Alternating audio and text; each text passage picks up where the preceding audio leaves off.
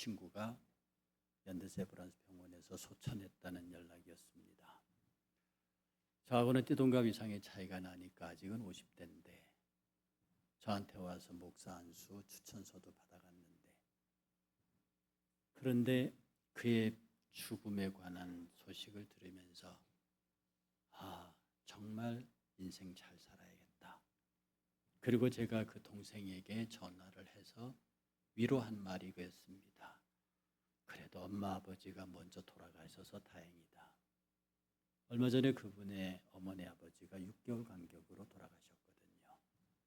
자식을 앞세우지 않는, 자식을 앞세운 부모가를 만드는 불효를 만들지 않는 것, 그것만으로도 감사하다. 우리는 이런 죽음 앞에서요, 정말 인생 잘 살아야겠다는 생각을 하죠. 우리의 삶에서 하나님의 부르심이라는 것은 그건 정말로 순서가 없고 그의 긴급한 부름 앞에 남녀노소 물러나고 저항할 수 없는 겁니다.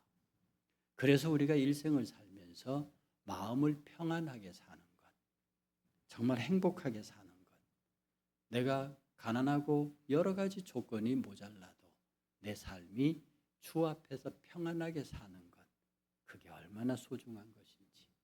그래서 제가 지금 여러분에게 묻습니다. 평안하십니까? 주님은 당신의 생애에서 우리에게 가장 주고 싶어 하는 것이 평안이었습니다. 평안. 요한복음 14장 27절은 이렇게 평안을 기록합니다. 평안을 너희에게 끼치노니 곧 나의 평안을 너희에게 주노라. 내가 너희에게 주는 이 평안은 세상이 주는 평안과 같지 아니하네. 너희는 마음에 근심하지도 말고 두려워하지도 말아라. 주님은 우리에게 주시는 그 평안의 메시지가 얼마나 진지하고 너무나 담대한지요. 예수님이 부활하신 그날 새벽에 그 돌무덤을 찾아온 막달라 마리아에게 처음 만난 주님의 첫 메시지가 평안하노였습니다. 제자들이 공포와 두려움에 떨면서 다락방에 갇혀서 함께 기도하고 있을 때 그 사이에 나타난 예수님의 첫 메시지가 평안하냐였습니다. 그런데 제가 말씀드린 거 기억나십니까?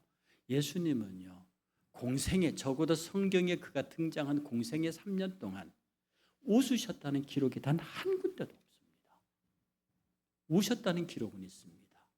슬퍼하셨다는 기록은 있는데 웃으셨다는, 미소 지었다는 기록도 없습니다. 단 한 번도 미소 짓지 못하던 예수께서 그가 우리에게 말하기를 웃으면서 살아라, 행복해라, 평안해라, 그리고 평안하냐, 그리고 내가 너에게 평안을 준다. 내가 너에게 주는 평안은 세상과 다른 것이다. 그렇게 말씀하십니다.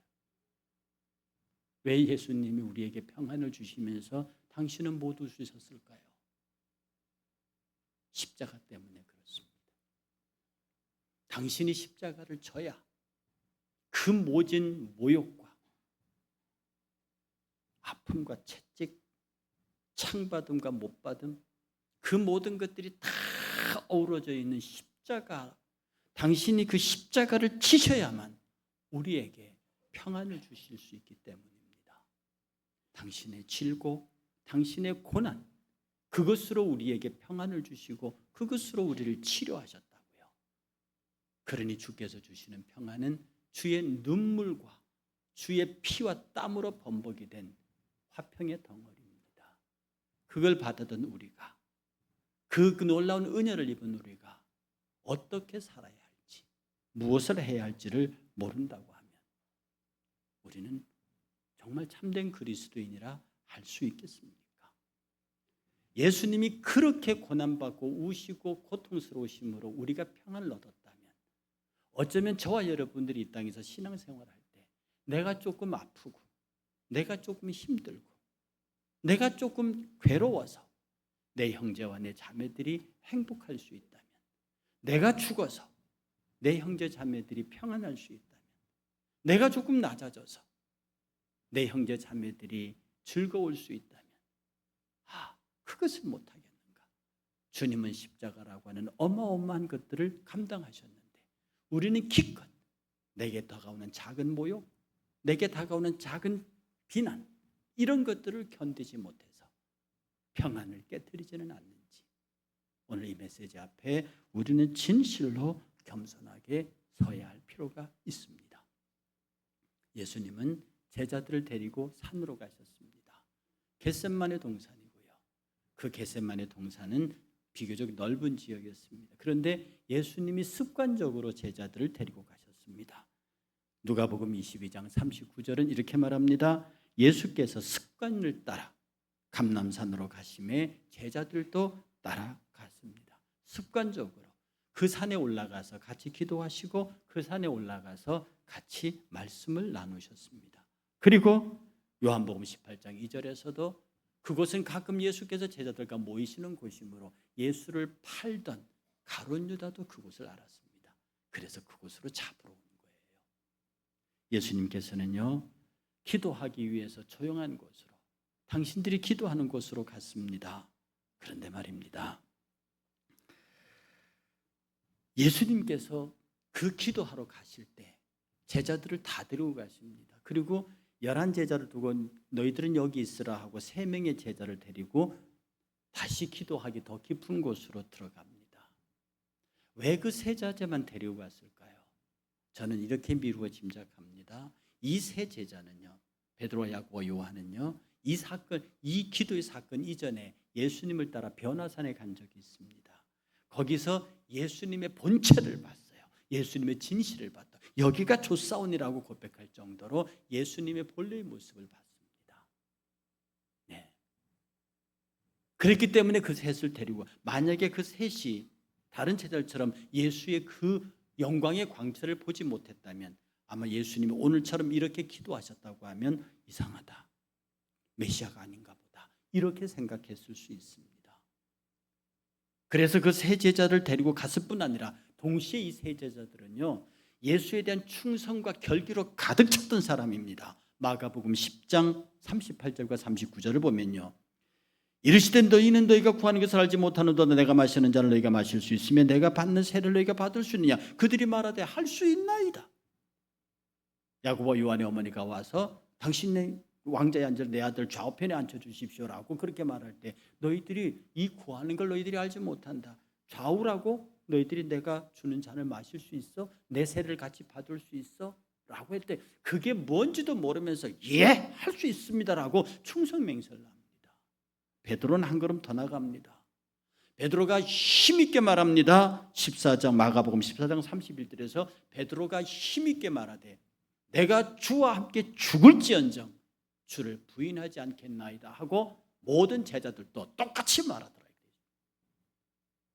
그런데 여러분 말입니다, 저는 이 말씀을 준비하고 묵상하면서 위기 앞에서, 정말로 힘든 일 앞에서 충성맹세, 결단, 결의, 각오, 출정의식, 이게 중요한 게 아니었습니다. 세상은 그게 중요한지 모르겠습니다. 그러나 그리스도인들은, 교회는 위기, 고통, 절망, 이런 것들이 왔을 때 교회가 해야 하는 것은 기도였습니다. 어떤 것보다도 먼저 지혜를 모으는 것도 중요하고 충성맹세를 하는 것도 중요하고 여러 가지 자원을 모으는 것도 중요하지만 정말 중요한 것은 그리스도와 함께 기도하는, 기도로부터 모든 것을 출발하고 준비하는 그런 마음이, 기도가 없는 충성맹세. 여러분, 베드로가 얼마나 용감히 싸웠습니까? 여러분, 베드로 비겁하다 하지 마십시오. 그는요, 대제사장 종들이 잡으러 때 칼을 빼서요, 그 칼을 들고 대제사장 말고 대제사장 종 말고의 귀를 잘랐습니다. 그건 죽겠다고 각오하지 않으면 그렇게 못하는 겁니다. 숫자도 얼마 안 되는데 칼과 몽치를 들고 잡으러 온 그 군대와 싸워서 이긴다고요? 그러나 베드로는 죽을 결심을 하고 그 칼을 휘두른 겁니다. 예수님이 말려서 결국은 칼을 놓고 도망가 버린 거죠. 아무리 우리가 충성심에, 아무리 우리가 큰 결심을 해도 주의 성령이, 주께서 우리의 기도를 뒷받침하지 않으시면 그것은 결국 하나의 구호에 불과한 것이 되고 맙니다. 그러므로 저와 여러분들이 이 땅에서 신앙생활할 때요, 정말로 간절하게 주님께서 기도를 부탁하실 때 기도할 수 있는 저와 여러분이 되기를 주의 이름으로 축복합니다. 예수님께서는 다 정말 간절하게 기도하셨어요. 여기 본문의 문자 이 글 보시면 어떻게 여기십니까? 심히 놀라시며 슬퍼하십니다. 이건 예수님의 모양이 아닙니다. 더 나아가서 말하기를 심히 고민하여 죽게 되었다고 제자들에게 말합니다. 슬퍼하시며 놀라시며 내가 마음에 심히 고민하여 죽게 되었다. 그러니 너희들이 여기서 깨어 있어라. 이렇게 말합니다. 옛날에 아브라함이요, 예수님의 이 경험과 비슷한 경험이 있습니다. 창세기 15장 12절에서 14절을 보면요, 해가 질 때에 아브라함이 깊은 잠에 빠졌습니다. 그런데 큰 흑암과 두려움이 아브라함을 덮었어요. 그 다음에 말하기에 여호와께서 아브라함에게 말씀하시기를 너는 반드시 알아야 된다. 내 자손이 이방인에게서 객이 되어서 그들을 섬기게 되겠고 400년 동안 그들에게 압제를 받게 될 것이다. 그러나 내가 그들이 섬기는 그 나라, 네 후손들이 섬기는 그 나라를 내가 징벌할 것이고 그 후에 네 자손들은 큰 재물을 이끌고 나오게 될 것이다. 이때 이 꿈의 광경을 아브라함은 큰 두려움과 고통 속에서 봅니다. 자기의 후손들이 당할, 그러나 거기에서 큰 민족을 이루어서 나오게 되는 그 어마어마한 광경을 바라보면서 아브라함은 두려움과 고통에 빠집니다. 예수님께서 당신의 십자가의 승리를 바라보면서, 그러나 당신이 십자가를 지는 일련의 과정에서 겪어야 하는 모든 고난에 관해서 정말로 그걸 생각하니 슬프고 두렵고 마음에 심히 고민되어서 죽게 되었다고 하는, 여러분 얼마나 인간적입니까?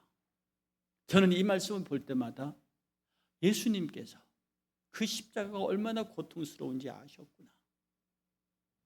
만약에 예수님이 신적인 권능을 가지고요, 창으로 몸을 찔러도 아프지 않고 십자가에 가시면류관을 씌워도 통증이 없고 그렇게 해서 돌아가셨다고 하면 우리에게는 별로 감동이 없을 거예요. 그러나 예수님이 받으신 채찍, 받으신 목과 창, 그 실제였고 우리와 성정이 똑같은 예수께서는 그 모든 아픔을 다 받아내셨습니다. 그런데요, 주님은 이 놀라운 사실을 알고 있었다는 겁니다. 이미 그것은 자기에게 피할 수 없는 잔이라는 걸 알고 있었다는 것이죠. 마가복음 10장 45절은 이렇게 말합니다. 인자가 온 것은 섬김을 받으러 온 것이 아니라 도리어 섬기려 하고 자기 목숨을 많은 사람의 대속물로 주기 위해서 왔다. 자기가 대속제물, 다른 사람의 죄를 대신해서 죽을 제물로 왔다고 하는 걸 아신다는 거예요. 그리고 내가 많은 사람을 위하여 피를 흘릴 것인데 이것은 너희를 구원하겠다는 언약의 피가 될 것이라고 하는 겁니다. 그 주님의 피 흘림의 고통은요, 스무스하게 아무 고통 없이 지나가는 사건이 되지 않는다는, 예수님이 그 고통을 직감하신 겁니다.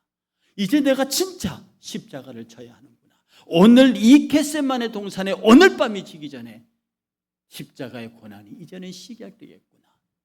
심히 놀라시며, 놀라신다는 뜻은 엄하게 고통스럽다는 뜻입니다. 심히 놀라시며 슬퍼하시며 그 마음에 심히 고민되어서 베드로와 세 제자에게 기도하라 라고 말씀하시는 겁니다. 여러분, 예수님은 우리에게 오실 때 천사보다 잠깐 못한 존재로 오셨어요. 성경은 히브리서 2장 9절에 이렇게 말합니다. 오직 우리가 천사들보다 잠시 동안 못하게 하심을 입은 자, 곧 죽음의 고난을 받으심으로 말미암아 영광과 존귀의 관을 쓰신 예수를 보니 이를 행하심은 하나님의 은혜로 말미암아 모든 사람을 위하여 죽음을 맛보려 하심이라. 죽기 위해서 오셨다는 거죠. 그런데 죽음이 그냥 자연스러운 죽음이 아니잖아요. 그 죽음 앞에 예수께서는 당신을, 그 고통스러운 죽음 앞에 당신을 내세우셨습니다. 여러분, 지금이 사순절 기간입니다. 주님은 곧 체포되실 것이고 재판받으실 것이고 고난의 십자가의 행군을 계속하실 것입니다. 당신이 그 십자가의 고난을 능히 받을 것을 아시면서 제자들과 함께 그 길을 가기를 원하셨습니다. 지금도 주님은 저와 여러분들과 함께 당신이 가시는 그 길을, 그리고 우리가 가야 될 길을 당신이 같이 가주시기를 원합니다. 잤잖아요. 예수님이 말입니다. 기도하십니다. 여러분 3번을 똑같은 기도를 하신 거 아시나요? 예수님은 당신의 기도에 하나님이 어떻게 응답하실 줄 알고 있었지만 그는 낙심하지 않고 3번의 같은 기도를 드립니다. 그 기도에 대한 주님의 가르침은 우리에게도 똑같습니다. 누가복음 18장 1절에 예수께서 그들에게 항상 기도하고 낙심하지 말아야 할 것을 비유로 가르쳤습니다. 근데 말입니다, 예수님께서 우리에게 끊임없이 기도하라고 가르치시는 이유가 뭘까요? 예수님은 왜 우리에게 기도하라 하셨을까? 오늘 본문 보면요, 예수님이 힘이 놀라고 고민스러워하시고 힘들어하시면서도 제자들에게 나를 위해서 기도하라 이런 메시지가 없습니다. 너희를 위하여 시험에 들지 않게 너를 위해서 기도하라 이렇게 말씀하십니다. 주님은 당신이 예비된 길로 가십니다. 주님은 당신이 하나님과 작정한 길을 가신다고요. 그런데 그분은 우리를 향해서 네 자신을 위해서 기도하라고 합니다. 우리가 하나님 앞에 살면서요, 우리가 얼마나 연약한 존재임을 주님이 알게 하시는 겁니다. 네가 나와 함께 십자가의 길 갈 수 있느냐? 아니다. 네가 기도하지 않고는 이 길을 따라올 수 없다. 나는 하나님과 약속한 길을 가거니와 네가 내 길을 따라오기 위해서는 기도해야 한다는 겁니다. 주님이 같은 기도를 3번 반복하세요. 주님이 이 같은 기도를 3번 반복하실 때 언제까지 기도하시느냐? 하나님께서 그 뜻을 이루어 주실 때까지 합니다. 원수들이 자기를 잡으러 올 때까지 한다고요. 원수들이 자기를 잡음으로 하나님의 기도는 응답이 이루어집니다. 그리고 당신은 십자가의 길을 가는 거죠. 예수께서 우리를 보고 기도하라고 하는 것은요, 고난의 시간에, 고통의 시간에 우리 보고 기도하는 것은 이제 하나님의 역사가 시작되는 것을 확인하는 시점, 그것이 평안의 시점입니다. 아, 나의 기도에 하나님은 이렇게 응답하시기를 시작하시는구나. 하나님께서 일을 시작하셨다는 평안의 느낌이 들 때까지 우리는 기도하기를 멈추지 말아야 합니다. 여러분 한번 기도했으니까, 내가 기도했으니까 응답을 기다리면 돼. 내가 똑같은 기도를 계속 반복할 필요가 있냐? 다 주께서 하시는데 이러면 안 됩니다. 우리의 기도는 주님이 응답하실 때까지, 주님이 이제 이루었다, 일어나라, 같이 가자, 이제는 일이 시작되었다라고 하는 하나님의 움직임이 있을 때까지 우리는 그것을 평안이라고 부릅니다. 주께서 일을 시작하셨구나. 주께서 드디어 나의 기도에 응답하셨구나. 그 일을 위해서 하나님께서 나로 하여금 기도하게 하셨구나. 여러분, 기도는 왜 합니까? 내가 연약하기 때문에 합니다. 내가 부족하기 때문에 합니다. 내가 어리석기 때문에 합니다. 기도하지 않는 사람은요, 절대로 자기를 연약하다고 느끼지 않습니다. 기도하지 않는 사람은요, 자기가 잘할 수 있다고 생각합니다. 그런 사람들은 절대로 기도하지 않습니다. 왜? 자기 힘으로 가능한 사람이니까. 그러나 스스로 연약하다고 느끼는 사람, 스스로 부족하다고 느끼는 사람은 기도할 수밖에 없습니다. 그리고 예수님께서 제자들에게 기도하라는 것은요, 장차 너희들에게 임할 고난을 감당할 수 있는 사람이 되기 위해서 준비하라는 뜻입니다. 여러분, 기도하지 않고는 우리에게 장차 다가올 시련의 시간들을 견뎌낼 수 없습니다. 여러분이 무슨 힘으로 신앙의 시련의 시간들을 이길 수 있다고요? 여러분이 얼마나 의지가 강한 사람이라서 여러분의 신앙을 환난의 때 견딜 수 있겠습니까?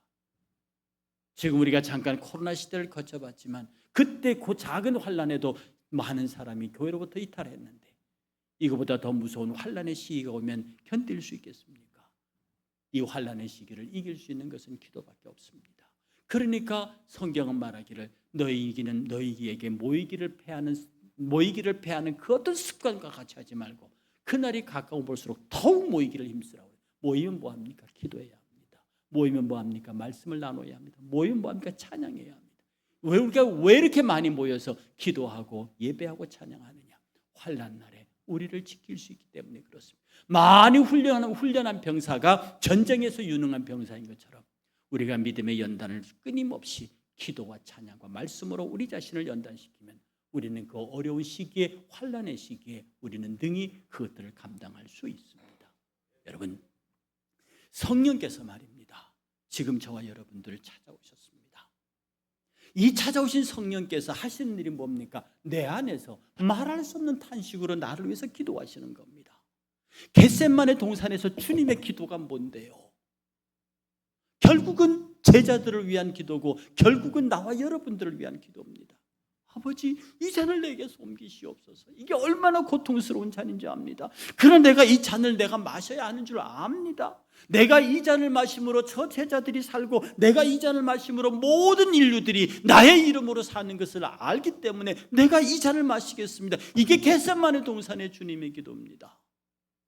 그럼 지금 이 시간 찾아온 겟셋마네 동산에 주님이 보내신 성령께서는 내 안에서 말할 수 없는 탄식으로 나를 위하여 간구하신단 말입니다. 말할 수 없는 탄식으로 내 안에서 나를 위하여 간구하셔요. 그리고 말씀하시기를 나와 함께 기도하자. 겟셋마네 동산에 예수께서 그 제자들 향해서 깨어 기도할 수 없느냐? 나와 함께. 나를 위해서 기도하라는 것이 아니다. 너희들의 연약함을 위해서 기도하고 너희들이 장차 당하게 될 믿음의 시련과 환난을 이겨내기 위해서 나와 함께 기도하자. 주의 성령이 말할 수 없는 탄식으로 내 안에 오셔서 나를 위해서 기도할 때 너는 나와 함께 기도하자. 내가 너를 위해서 기도하마. 그래서 너의 연약한 육신을 고침받고 너의 약한 심령이 고침받고 너의 어리석은 부분이 지혜롭게 되며 말씀과 은혜 가운데서 새로운 세상을 열어갈 수 있는 힘을 성령으로부터 공급받으라. 모든 것이 나로부터 공급될 것이다. 이 메시지가 오늘 말씀 속에 가득 차 있는 것입니다. 그러므로 여러분들이 어찌하여 기도하기를 게을리하겠습니까? 그 번민의 현장에서 예수님은 제자들과 같이 있기를 원하셨습니다. 지금도 주의 성령께서 우리와 같이 있기를 원하십니다. 그 놀라운 성령은요, 지금도 내 이름을 부르시고 그 은혜의 성령은 지금도 나를 찾아오셔서요, 내게는 베드로 같은 신앙적 열정이 있어서 내가 주를 위하여 죽겠습니다라고 말할 때 아니다, 네가 죽고 사는 게 중요한 것이 아니라 나와 함께 기도하자. 주님, 나의 모든 것을 다 주님께 드리겠습니다. 아니다, 그게 중요한 게 아니라 나와 함께 기도하자. 내 모든 것을 드려서 주님을 영화롭게 하겠습니다. 아니다, 그 전에 나와 함께 기도하자. 주의 성령이 내 안에서 기도하시는 소리를 들으십니까? 저녁에 누울 때에 주의 성령이 잠들기 전에 기도하라는 그 기도 소리, 그 말씀 소리가 아침에 일어났을 때 아침을 날 깨운 성령이 기도하고 일과를 시작하라고 하는 그 메시지를 여러분은 그냥 넘기시지 않으십니까? 많은 예물도 많은 충성도 많은 결심도 중요하지만 주의 성령, 임마누엘 하시는 주의 성령, 겟셋마네 동산의 주님은 제자들이 당신과 기도하기를 원하셨습니다. 그렇게 깨어있을 수 없느냐? 마음은 원이로 돼 육신이 약하구나. 이제 됐다. 기도하지 못하고 무슨 말로 변명할지 변명거리를 찾지 못하는 그 제자들 앞에 됐다, 때가 됐다, 잡으러 왔다, 일어나서 함께 가자. 얼마나 눈물 나는 가슴 아픈 장면입니까? 오늘 우리가 주의 성령이 우리를 찾아오셔서 이 목사, 내가 너를 위해서 말할 수 없는 탄식으로 기도한다. 네가 같이 기도할 수 없겠느냐? 우리 성령님들 찾아오시고 권사 집사님들 찾아오셔서 여러 성령님 찾아오셔서 여러분의 이름을 부르며 내가 너를 위해서, 너의 연약함을 위해서,